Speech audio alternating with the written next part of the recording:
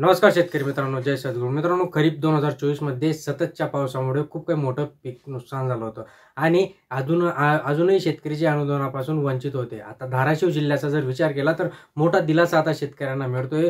वस्तुनिष्ठ परिस्थितीचा आधार ग्राह्य धरून सततच्या पावसाच्या निकषाबाबत बदल करत राज्य नैसर्गिक आपत्ती अंतर्गत मदत देण्यासाठी पुनर्वसन खात्याच्या सचिवांनी या सूचना दिल्या आहेत. त्यावर सचिवांच्या विभागीय आयुक्तांमार्फत जिल्हाधिकाऱ्यांकडून अहवाल मागवला जात असतो. त्यानुसार हा अहवाल सकारात्मक असून तो सचिवांकडे सादर केला जाईल आणि त्याच्यानंतर हा जो काही अनुदान राहिलेलं आहे शेतकऱ्यांचं ते आता लवकरच शेतकऱ्यांच्या अकाउंटमध्ये मिळणार आहे. हे फक्त काही धाराशिव जिल्ह्यासाठी नसणार आहे. जे काही महत्त्वाचे 12 जिल्हे होते त्या 12 जिल्ह्यांमध्ये हे अनुदान शेतकऱ्यांच्या अकाउंटमध्ये डिपॉझिट होणार आहे. काय कसं आहे सगळं जाणण्याचा आपण प्रयत्न करणार आहोत. नमस्कार, मी सचिन परत एकदा तुमचं स्वागत करतो.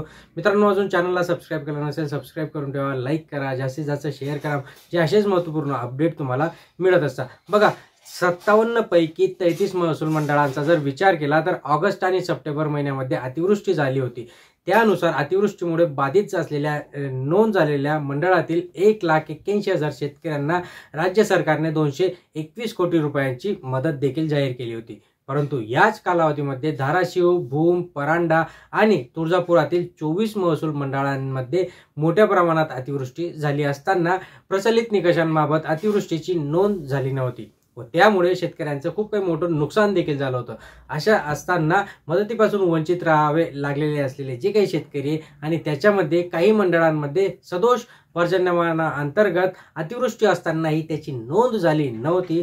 त्यामुळे 2022 साली ओढवलेल्या आपत्तीमुळे ज्याप्रमाणे वस्तुनिष्ठ नुकसान भरपाई शेतकऱ्यांना मिळायला पाहिजे होती त्या निकषानुसार केलेल्या पाहणीचा अहवाल ग्राह्य धरून केलेली प्रक्रिया असूनही उर्वरित जे काही महसूल मंडळांमध्ये अगदी त्याचप्रमाणे तातडीने नुकसान भरपाई देण्याची यावी असे आदेश त्यावेळेस दिले आलेले होते. पण मुख्यमंत्री फडणवीस यांनी या सगळ्या गोष्टी करत असताना कुठेतरी उशीर झालेला आपल्याला दिसतो. त्यानंतर महसूल व कृषी अधिकाऱ्यांनी नुकसानीची पाहणी देखील झाली. प्रत्येक दिवशी किमान 10 मिलीमीटर पाऊस झाल्यास या प्रचलित निकषामध्ये बसत नसलेल्या महसूल मंडळातील शेतकरी मदतीपासून वंचित राहिलेले होते. पाऊस तर कंटिन्यू चालू होता पण जे काही 10 मिलीमीटरच होत होता.